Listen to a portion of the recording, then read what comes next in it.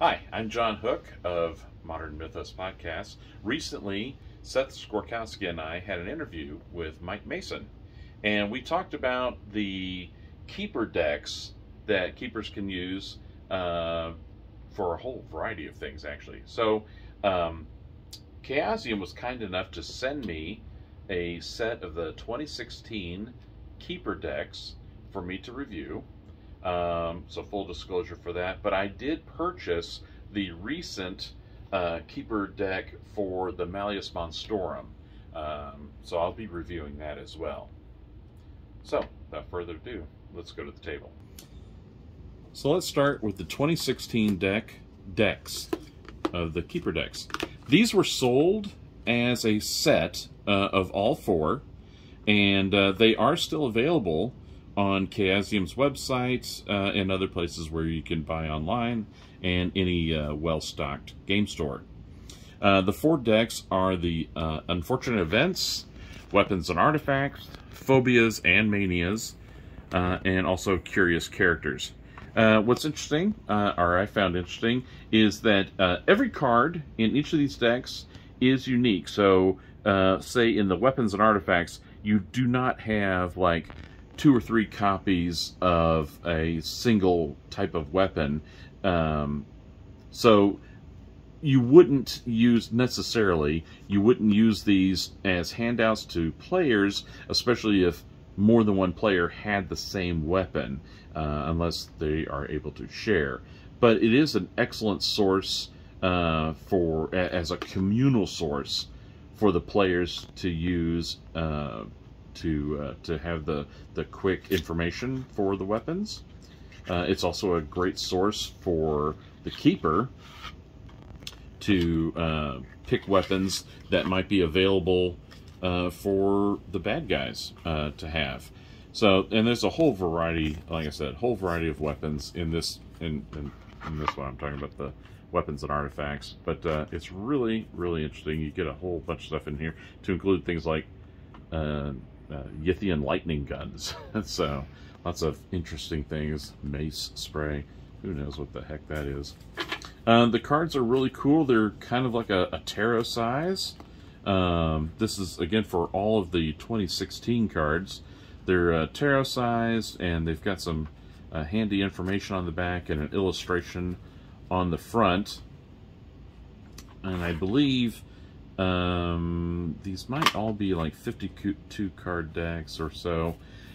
One of the things I thought was interesting is each deck will also have like a card in here that's being used for the credits and disclaimer. I have pulled these out of my decks because the tuck box is really tight. There's not a lot of room in here, so I found it was best to pull and get rid of the credits and disclaimer cards. Doing that really does help and make the tuck box usable for storage, because you're not just trying to cram these things in there. The other thing that each of these decks come with is they also have these blank cards. Now I will say, you know, obviously the blank cards are here so that keepers could use them to create their own. So you could create your own Unfortunate Events, your own weapons, whatever. I do not find these very helpful, mainly because for the art, they put this giant question mark on it, and so you can't really use that, you know, art-wise. And for the blank side, which is, you know, supposedly where you would put all your stats and information, this cardboard paper is really slick, and it would be difficult to get anything to write on this that would adhere, not smear. So if you were to use a ballpoint pen, you know, even if you're trying to be careful, you would get smearage because of the slickness of this paper. Pencils won't adhere to this. You try and use Sharpie, permanent markers, maybe that would work, but even then, I think there could be some smearage. It's just not a good type of paper for this. And I understand, I can sympathize that Chaosium also would not want to create some kind of PDF template where fans could use that template and create their own and print off from their own, you know, these types of cards, because then you can really get into the copyright infringement, and also what if you know, people tried to use that PDF template to create things that they would sell, and I think that is probably a gray area that and I'm just making assumptions here, that Chaosium doesn't want to get into. My suggestion for a solution for your make your own cards is, I would love to see Chaosium make available, print and publish blanks that are like artboard, 80-pound Bristol board, you know, for that artists would use for sketches. This happens a lot in like the comic book collecting realm, where fans will have blank art paper, small art paper, and then they could go to a convention, meet a comic book artist, and they would do sketches in either pencil or ink or color, and they're awesome collectibles. That would be great if Chaosium could even publish a full deck of just the blanks in a really nice regular Bristol 80-pound paper with no gloss on it, so it's not slick and it wouldn't smear, and it would be a paper that's designed to have hand-drawn art applied to it. That would be awesome to go to a convention, you know, Chaosium Con or Necronomicon, meet some of the artists who are in this you know, role-playing game realm, especially Call of Cthulhu.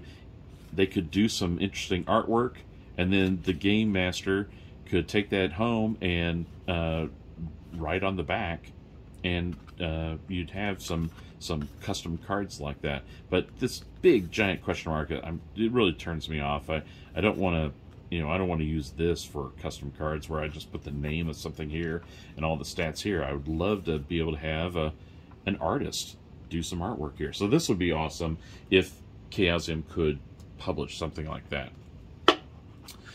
These cards are really handy for, as Seth and I discussed with Mike Mason on our podcast, keepers can use these decks to kind of create scenarios on the fly.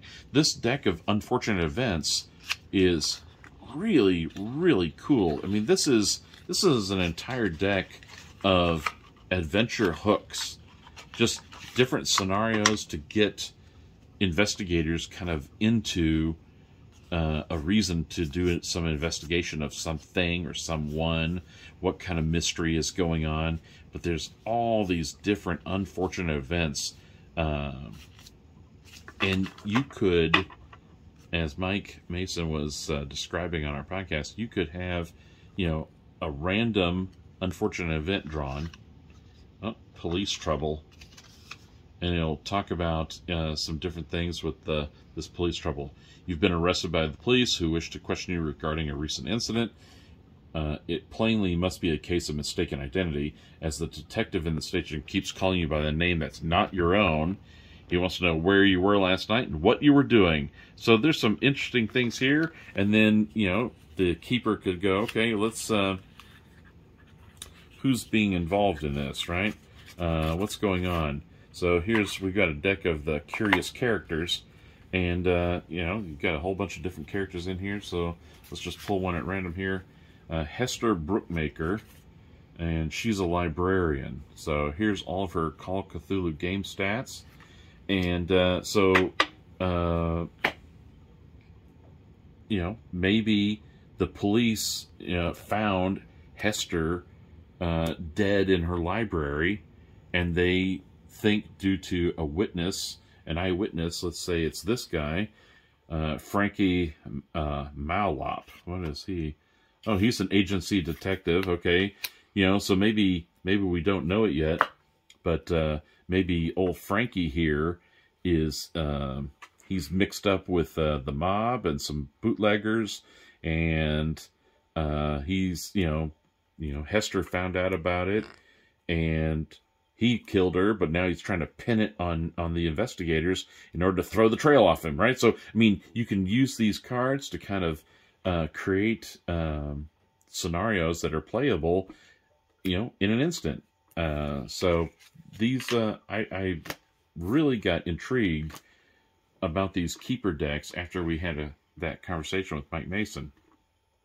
Again, these are the ones that were published in 2016, and they are sold all 4 together as a single set. I did purchase recently the Malleus Monstrorum deck, and like the other cards, each card in this deck is unique and individual, so there are no duplicates of anything. This deck also came with some blanks, which, again, the slickness on them, just, it makes it unusable as far as I'm concerned. The paper is too slick and glossy. It would never hold or hold well ink or pencil.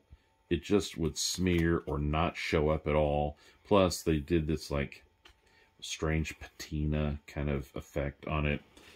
I don't think these cards are very usable as make your own. I really would love to see Chaosium publish just a whole deck of blanks on art style, art grade paper that we could, as fans, physically take and have an artist do illustrations on, or you yourself could do your own illustrations. But I think that would be a lot better than this slick paper. I do like the larger size, where the 2016 cards are more of a, and they're not quite, but they're more of a tarot size. This is, bigger than tarot, but I like the scale that they upped. If they ever choose to republish these cards, I'd love to see them republished with this larger scale. I just find it easier to read and easier to handle. And this deck of monsters is just awesome. I love the art that's on them, and it's super, super handy to have these as quick reference for different beasties. Reanimated undead there. Some